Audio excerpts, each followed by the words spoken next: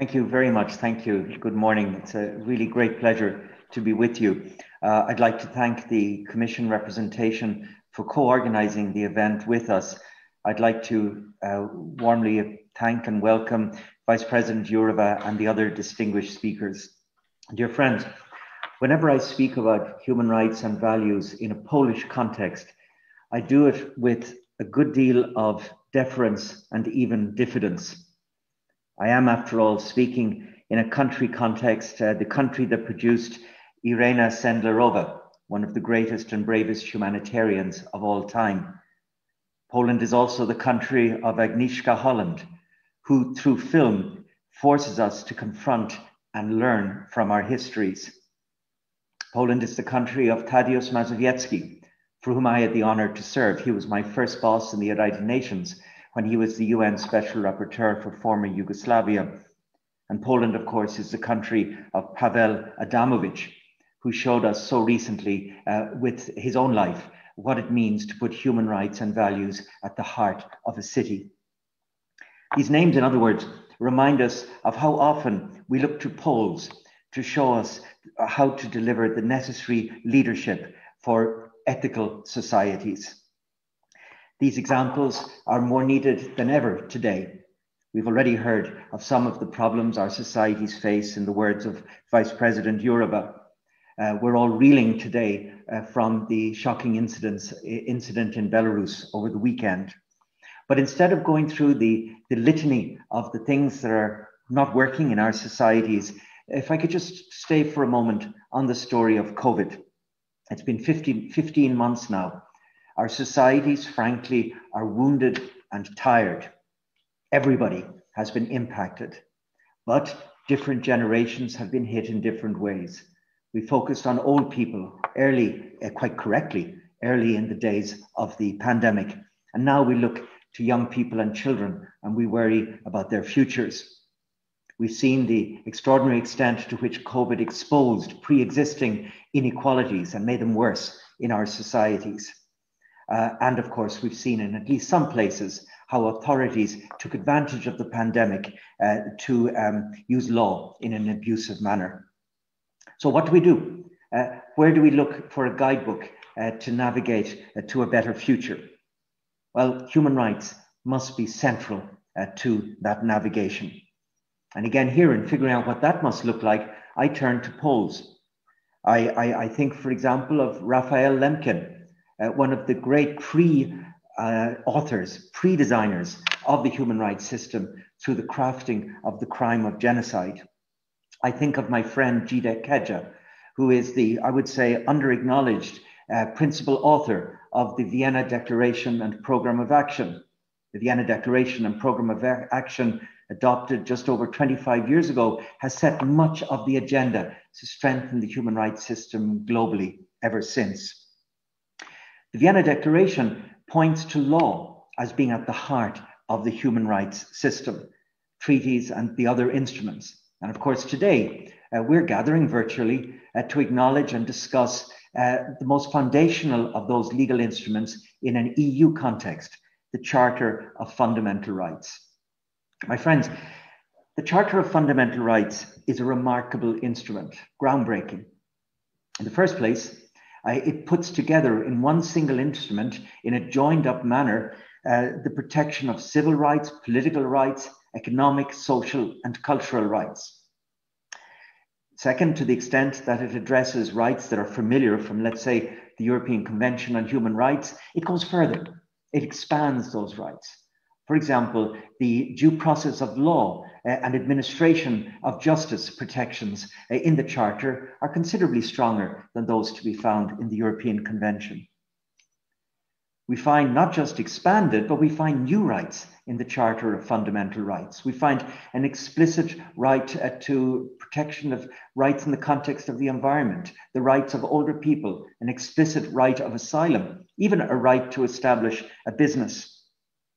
And regardless of which rights we're talking about, right across the instrument, we see a profound respect for universality of rights and of the need to not only protect, but to celebrate the astonishing diversity of our peoples, regardless of ethnicity, religion, sexual orientation, or whichever other category.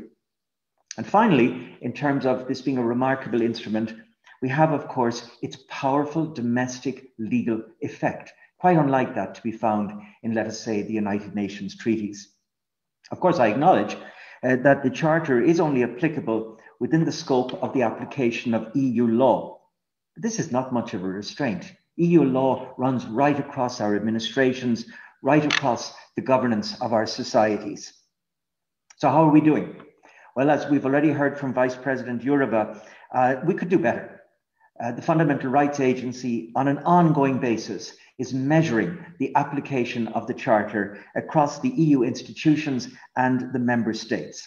And at all levels, we see that a further push is needed. The courts, yes, of course, the Charter is referred to. Yes, questions are put to the European Court of Justice, but less than you might expect. Parliaments, you'd expect the Charter to be much more visible in the act of lawmaking, and it's not. Government, we would expect governments to be actively promoting the Charter. We don't see much evidence of that anywhere. And even in civil society, when we checked just a few months ago, we saw that civil society itself concedes that the Charter does not play sufficiently a large a role within their own operations. It's in this context that we so warmly welcome the leadership by Vice President Jourova and the rollout of the strategy on the EU Charter. And the Fundamental Rights Agency will do everything within its appropriate role to support the delivery of that strategy. We welcome in particular within the strategy the emphasis on the importance of institutions, of protecting and strengthening the national human rights infrastructure. And this, of course, goes well beyond the bodies of the state. And let me, as did the Vice President, concentrate on some elements of the architecture outside state institutions. In the first place, national human rights institutions. I want to echo what we've already heard. NHRIs play a vital role for a healthy human rights culture within a society. And I want to echo what the Vice President said in deep appreciation and respect for Adam Bodnar and the leadership that he has given and continues to give in the role of the National Human Rights Institution in Poland. A second of the institutions that I want to mention this morning is equality bodies. Not much that I want to say about them today, other than that I welcome the extent to which they're getting attention right now as we mark 20 years of the equality directives and the recognition increasingly given now to the need to strengthen equality bodies, their mandates, but also the resources available to them. And then, of course, there's civil society. Civil society is the lifeblood of a thriving human rights culture within any society. And that's why the Fundamental Rights Agency, as with NHRIs, will stay very focused on finding ways to offer support. We published a report a few years back on the state of civil society in the EU. We're publishing a second edition of it in coming months. And frankly, we're worried. The new report is still being drafted, so I can't speak to its specific contents, but I would have to say that we see multiple forms of pressure on civil society in different parts of the EU. We see, for example, limits being put on the fundraising capacity of civil society, such as with regard to access to foreign funding. And we see pressure being put on groups because of the work they do. So, for example, in some places, groups that work on LGBTI issues get targeted in a way that groups working on something else do not. And this is obviously a matter of great concern. Now, as we go forward in addressing these and all the other issues, I want to assure you that you can count on the continued solidarity of the Fundamental Rights Agency. We will continue to generate the comparative data to help us all to shine a light on the realities. That's an important context for the surveys that we do on the experience of minorities, on violence against women, just to take two examples. We will continue also to generate the qualitative socio-legal research that we need to map our way through difficult new realities, such as that of the digitalization of our lives and the application of artificial intelligence. We will continue to offer capacity building support, including at the level of member states. To take today, obviously, the example being in supporting the use of the Charter at the national level. And here, by the way, I should mention that we have produced a number of tools to promote use of the Charter, including many of which have been translated into Polish. For example, you can access on our website a handbook on the use of the Charter at the national level, which, as I say, is now available in Polish.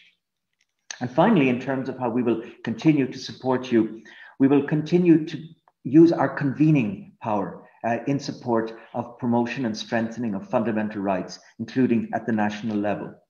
We will, for example, in October, conduct the 3rd Fundamental Rights Forum, where all of the different people who speak about, all of the actors, institutions who care about human rights within the EU have a chance to come and speak to each other about strengthening human rights and fundamental rights in the EU.